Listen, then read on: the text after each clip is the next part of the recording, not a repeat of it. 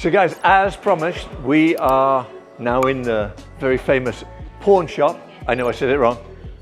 Rick? Pawn shop, yeah. Good to see you, my friend. The British just for some reason can't pronounce it. You told me a story. about some people on a park bench. This was probably 10, 12 years ago. We did some promos for Pawn Stars in the UK. And so what we did is we set old couples, elderly couples like in their 70s, we put them on a park bench somewhere, like feeding the pigeons. And you'd have one of them go like, "You want to watch some pawn tonight?" They go, "I'd love to watch some pawn tonight." And we had all these different couples say similar things. And then it was like, Pawn Stars tonight at 7 o'clock. That's hilarious. You couldn't do that in the States. There'd be people screaming at you. Yeah, I mean, so when Pawn Stars, our very first episode, we had the highest ratings of any show, any premiere ever on the History Channel.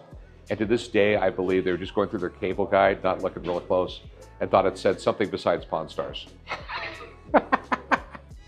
Yeah, no, but we sell a little bit of everything. We have jewelry, at every price point. You have some crazy stuff. This is currency I've never seen. This is all real legal tender still, right? We used to make actual pretty money in the United States. How old is this? That's 1917. 1917. Yeah, a little over 100 years old. Silver certificate, it says on it. Yeah, I mean, before we had the Federal Reserve and things like that, paper money was considered a receipt for real money.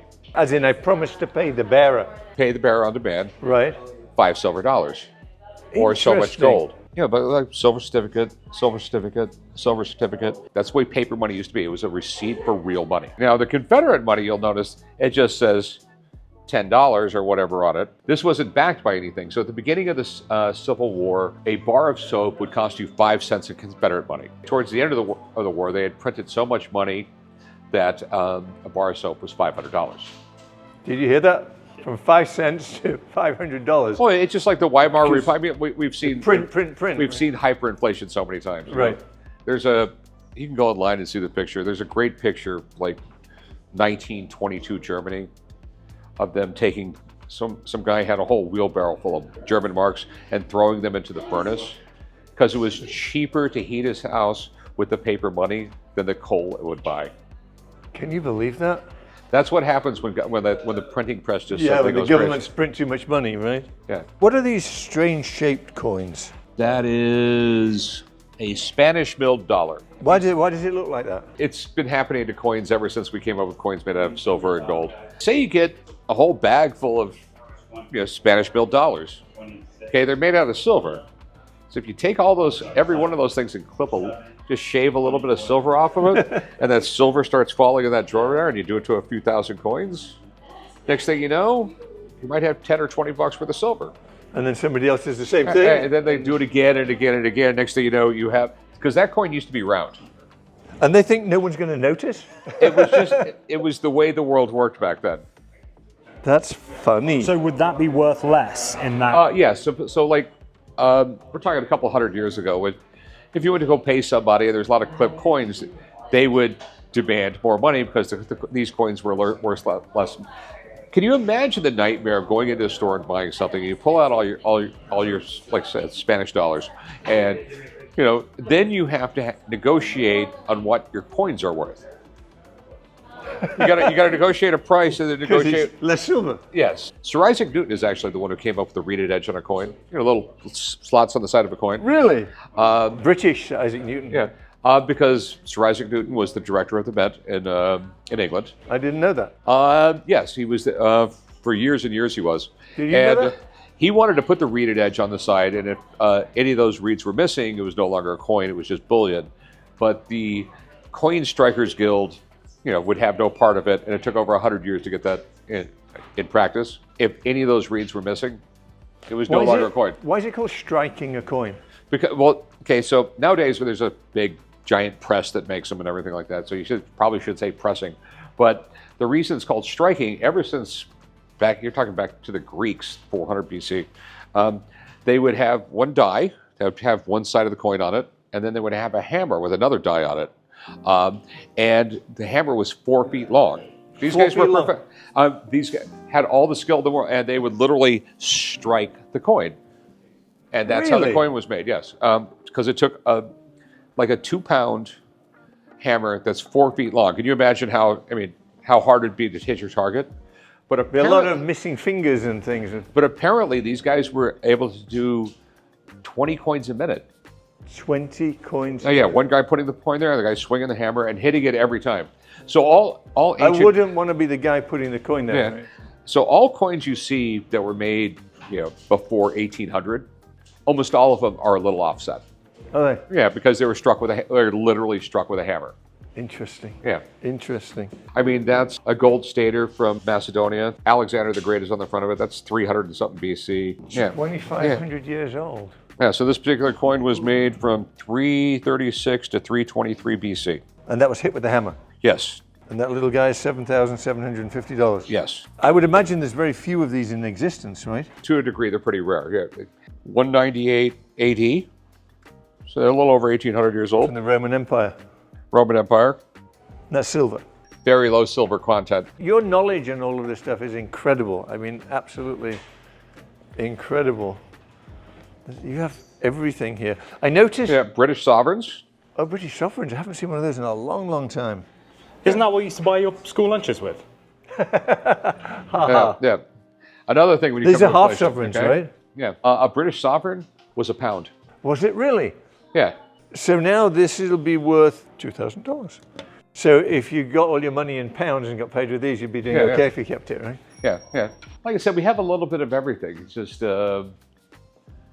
whatever people want. I mean, a lot of these plaques like that with records. I have a ton of photographs from the Hard Rock Hotel. We have the gift shop. And you have a lot of Picassos and... So interestingly, when I was walking around here earlier, I saw Picassos for like $700. How's that possible? Back in the 60s, for like $200, you could buy a whole book full of loose leaf etchings made by Picasso, and they would put out these portfolios, and they're for sale. And there was thousands of them made. I mean, it really limited edition. Some of them are 500, some are 1,000, some are 250. But they were limited editions, and you could buy the whole book full of them. Because you think of Picasso, you think millions of dollars, right? The most famous one was poor Robbie. He had a friend named Robbie who was perpetually broke and always coming to him for money. So he engraved him a plate, which was a portrait of Robbie. And Picasso told him, when you ever need any money, just go down to the local printer, get a bunch of these. Here's the plate. They can print them off the plate, and you can sell them. So there's probably 50,000 or 100,000 poor Robbies out there. But it's a Picasso you can get for a couple $100. You had no idea, right? Okay. And back in the day, people did not want lithographs. They wanted etchings. Really?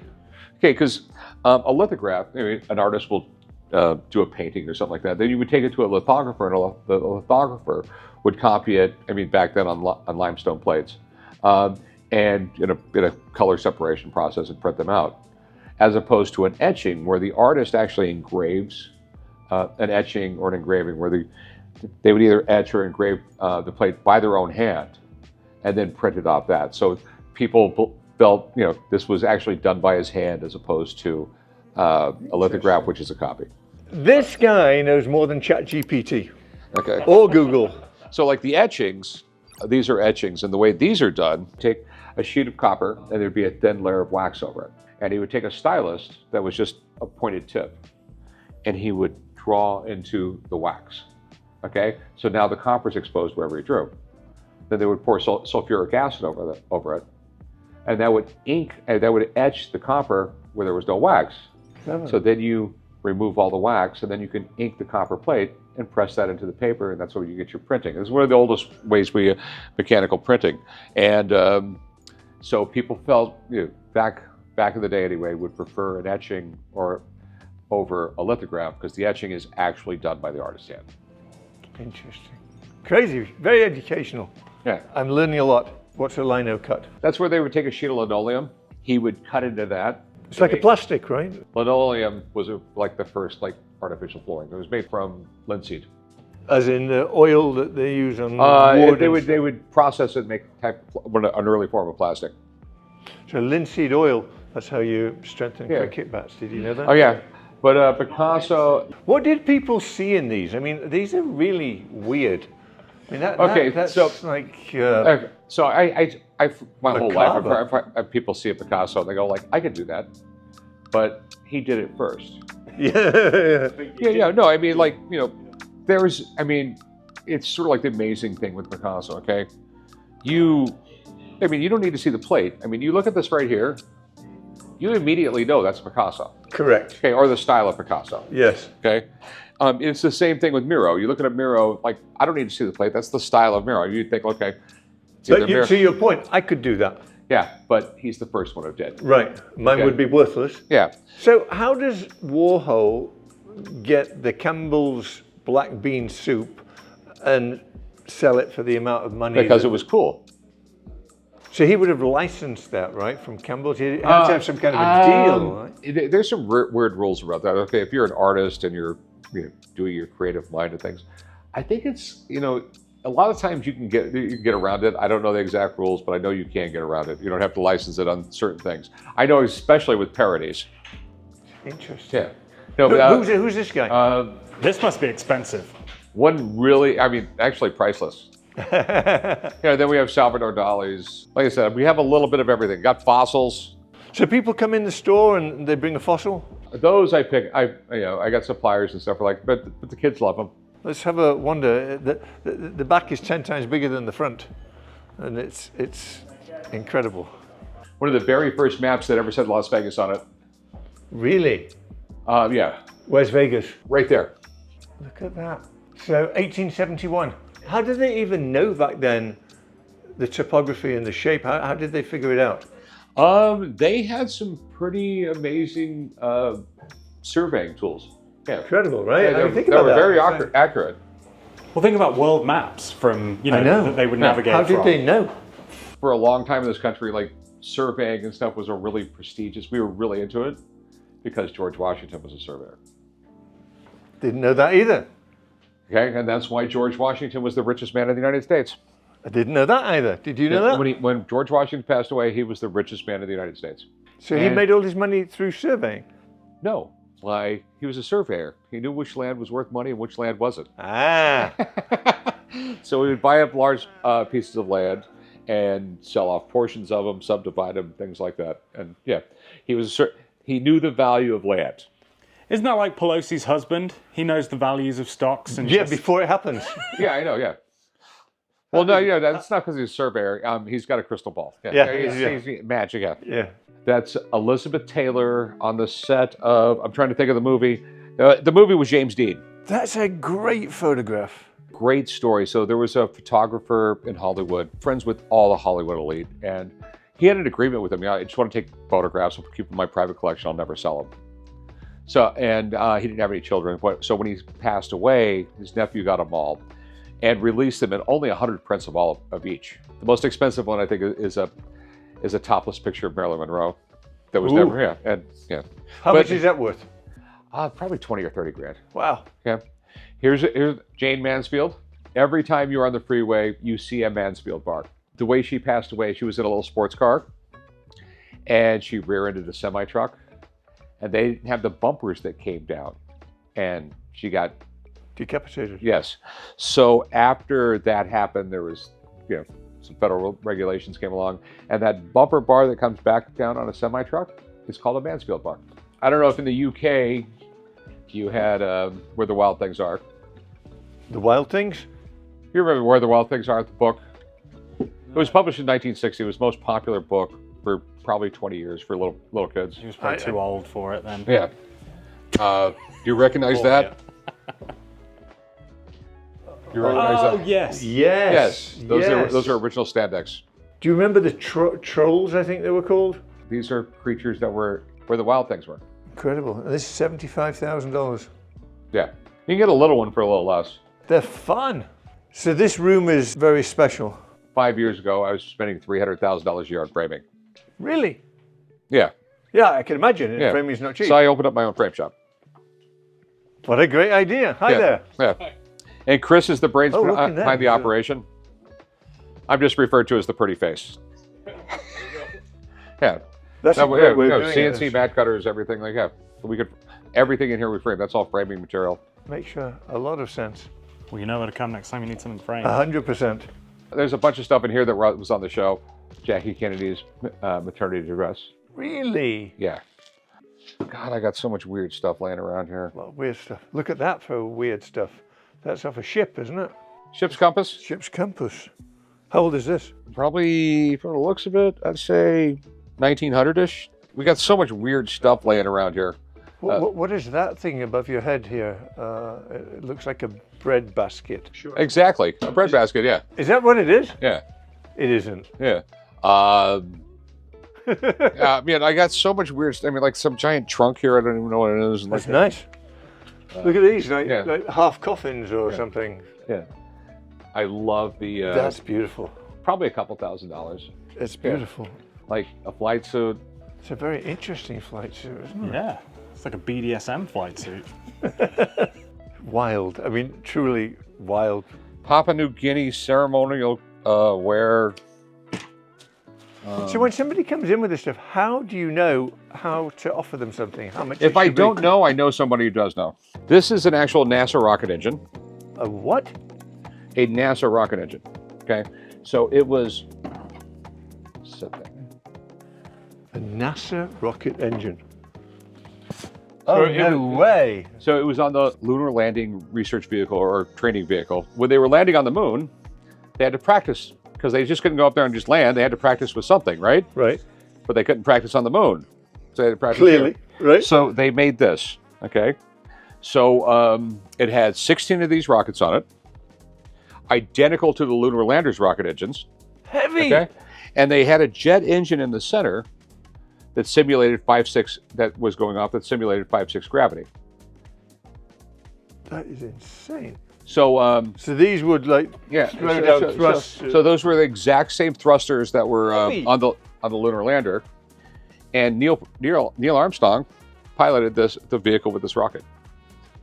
So a guy was at a auction at a military base, an Air Force base, it was just military surplus, and he walks along and he sees that it has a NASA tag on it. He had no idea what it was, so he paid $300 for it. That he brought it to me, and I had some guys check it out, and they said, yep, it's off the lunar lander training vehicle, and Neil Armstrong flew that. So this is a rocket engine flown by Neil Armstrong, and I paid him, I think, $13,000 for it. $13,000. I have a rocket engine piloted by Neil Armstrong. I have a NASA rocket engine. Yeah, no, but I'm saying, so the guy made a lot of money. Yeah, he did well. He did well, and I'm sure you could probably sell it for a lot more. Oh, this is one of Ben & Jerry's first signs ever in front of their ice cream store. What? Hot fudge. Ben & Jerry's hot fudge is a rich homemade blend of chocolate, cocoa. I bought it off, I think it was, I got to check, but I'm pretty sure I bought it off one of their original employees. You should open a museum. I mean, does this stuff just stay here, or do you sell I know, it? eventually I'm going to sell it all. Fuck, I don't know. I mean, I got so much. It's the original Bible. This is the original bartender's guide. The original bartender's guide? I didn't know there was such a thing. Yeah. No, I get tons of weird shit.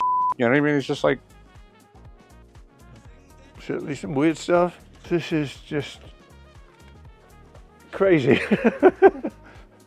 Is this real? No, that's, yeah. Feels real. Well, anyway, thanks for having me on your show. This has been absolutely amazing. Rick, you have more knowledge than any human being I've ever met, and this has been a lot of fun. Thank you. I'm sure everybody's enjoyed it. You know what to do. Hit the subscribe button, hit the like button. We're in it to win it, and that's it.